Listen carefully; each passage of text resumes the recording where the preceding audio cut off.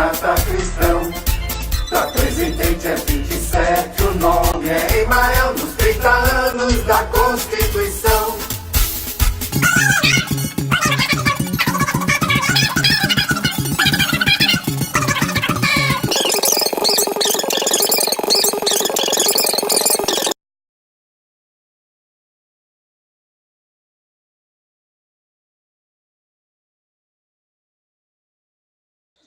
Olá pessoal, dando continuidade à nossa série sobre os presidenciáveis.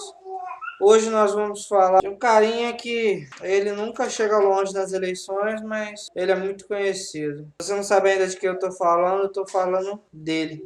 Emael, candidato pelo Partido Social Democrata Cristão, PSDC. Nessa eleição eles estão vindo só como democratas cristãos, ADC, DC.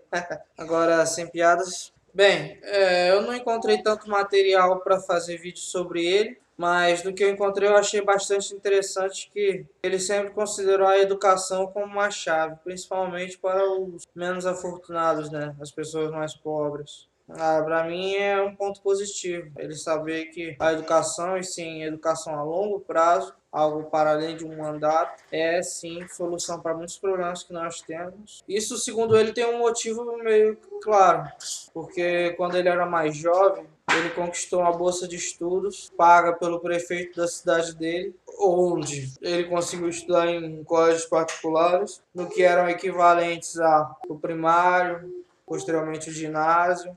Ele também estudou no Colégio Científico em Rosário e também se formou em 2 cursos na PUC.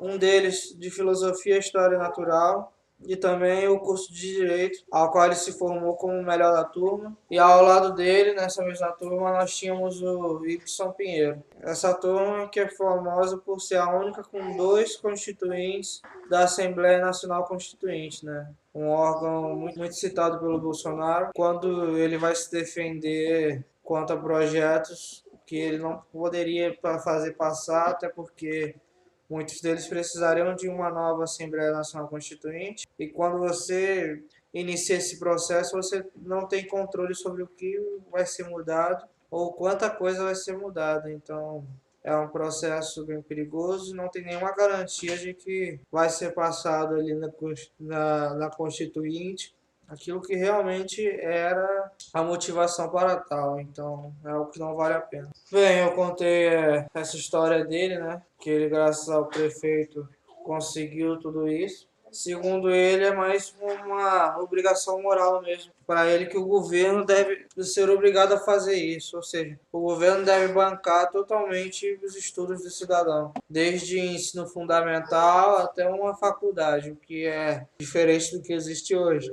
O que acontece hoje é que um aluno sem preparo nenhum, sem base, acaba indo e conseguindo uma bolsa na faculdade, sendo que ele precisava de uma bolsa lá atrás para poder participar de um colégio particular. Eu sei que eu estou falando bastante de educação, mas se você for procurar pelas entrevistas que ele deu, educação parece ser o primeiro foco dele, mais importante até do que a economia. É bom você prestar um pouco de atenção nisso.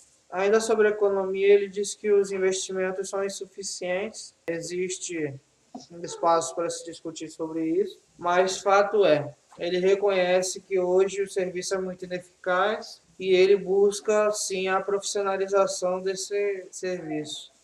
Bem, quando eu estava quase desistindo de encontrar alguma coisa sobre o cunho econômico dele, foi quando eu me deparei com uma entrevista que ele deu em que dá para a gente concluir que ele é um tanto que liberal, porque o que eu encontrei foi ele falando sobre a descentralização dos poderes. Eu acho que isso é uma coisa fundamental, uma coisa que outros candidatos já vêm ganhando bastante votos por causa disso. Então, já temos uma demanda popular por causa disso. Eu vou tentar explicar rapidamente. Você compra seus produtos e paga imposto. Esse imposto, ele vai direto para o governo federal. Quando chega no governo federal, o governo pega e divide entre os estados da forma que ele quiser. Então, por exemplo, teu estado pode ser o estado mais rico, o estado que gere mais impostos, mas ele não vai ser o que vai ser mais atendido, entendeu? Você não tem controle sobre para onde vão seus impostos. Porque você paga um imposto hoje no Brasil e esse imposto é controlado pela Receita Federal.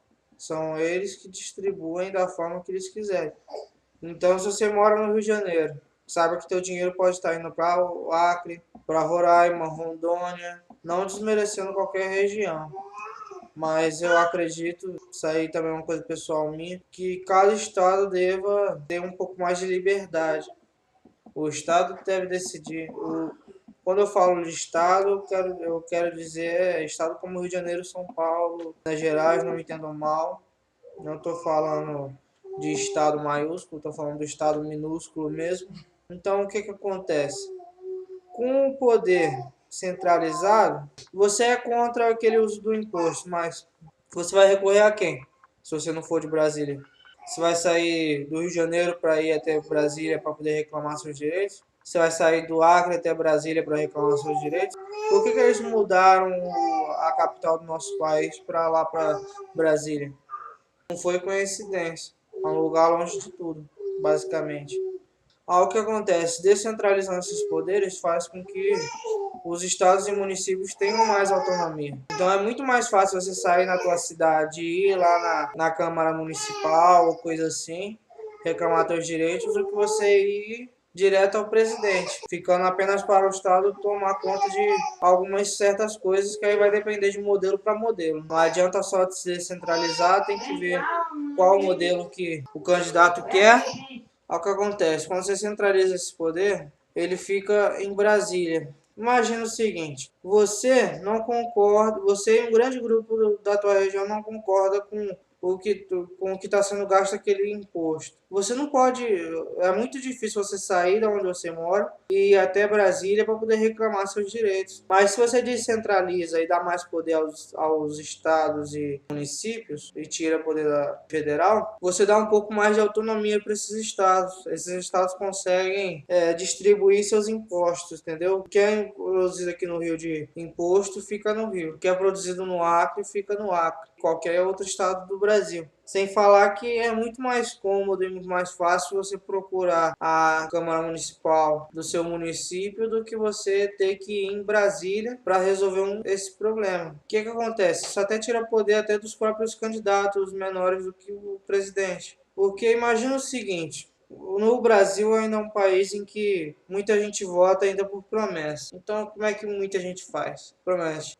Vou dar saúde, vou dar educação, vou dar bem-estar social, tudo mais. Só que esses caras às vezes não podem cumprir com as promessas deles, porque não são eles que mandam o dinheiro, entende? Esses candidatos que você está elegendo, eles não cuidam disso. Eles não cuidam desse repasse.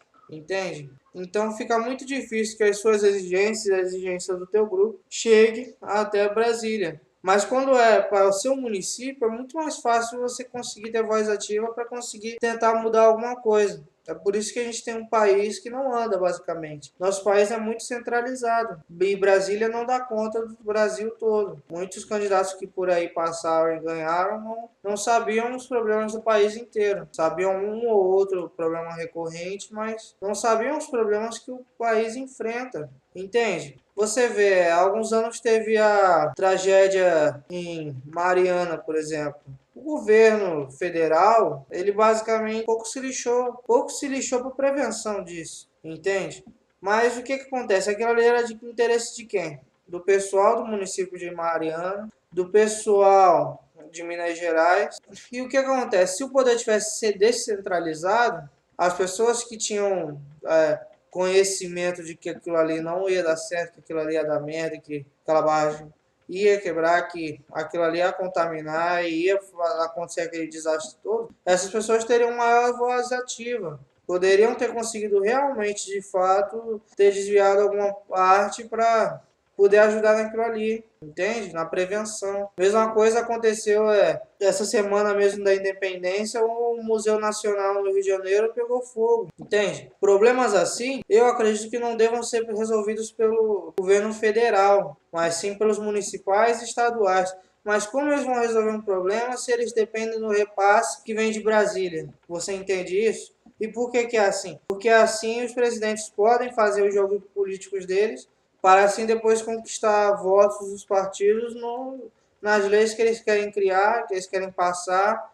que eles querem barrar, e assim basicamente é uma política que não se sustenta nela mesma. Então eu acho que é uma pouca vergonha. Me alonguei muito nessa parte, mas o tema aqui é o Emael, então vamos prosseguir. Bem, por último aqui que eu encontrei sobre ele é sobre o pensamento dele sobre as Forças Armadas. Bom, ele defende, né, que todas as forças assim, de segurança devam ser unificadas, né, sistema único. Bem, isso aí tem prós e contras, mas o vídeo já está meio prolongado, então não vou comentar sobre isso nesse vídeo. Se você quiser, eu posso. Se alguém quiser se manifestar nos comentários, eu posso fazer esse vídeo posteriormente, daqui a um tempo, dependendo do engajamento. E ele quer botar o exército nas fronteiras para poder barrar, né, o tráfico de armas e de drogas. Bem, comentário final aqui sobre ele. Quando eu comecei a pesquisar sobre ele, eu pensei que eu ia encontrar mais coisas como posicionamentos morais dele, inclusive, porque, aliás, o partido dele, né, mudou de nome, mas continua tendo democracia cristã ali. Então, acho que como o candidato que se posiciona como cristão, ele tem deixado a desejar. A única coisa mesmo positiva que eu vi ali é que não encontrei a confirmação, mas pelo visto ele é contra as drogas, né? Pelo menos isso. Saiba você, eleitor em geral, quando eu falo esse tipo de coisa, é uma parte do vídeo que seria determinada a um certo grupo. E nem aquele exemplo que eu usei da Ubanda no vídeo da Marina Silva. Se você não assistiu, procura aí, é o capítulo 2. Esse aqui é o 3, tá? Procura aí, eu também fiz um vídeo sobre o incêndio que eu falei, também tá aí no canal, só procurar, incêndio Boa Vista.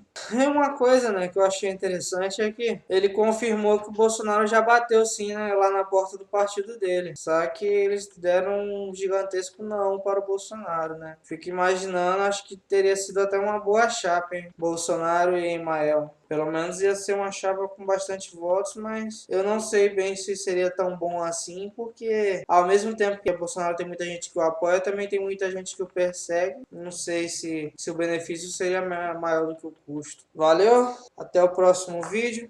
Deixa aqui nos comentários quem vocês querem ver no próximo. Se vocês voltarem a não se manifestar, eu vou continuar com os menores, que eu pretendo deixar candidatos maiores lá pra frente. Aí sim, Marina eu soltei antes, mas foi até um pouco de equívoco meu e falta de programação. Mas deixem nos comentários quem vocês querem para o próximo vídeo. E fui!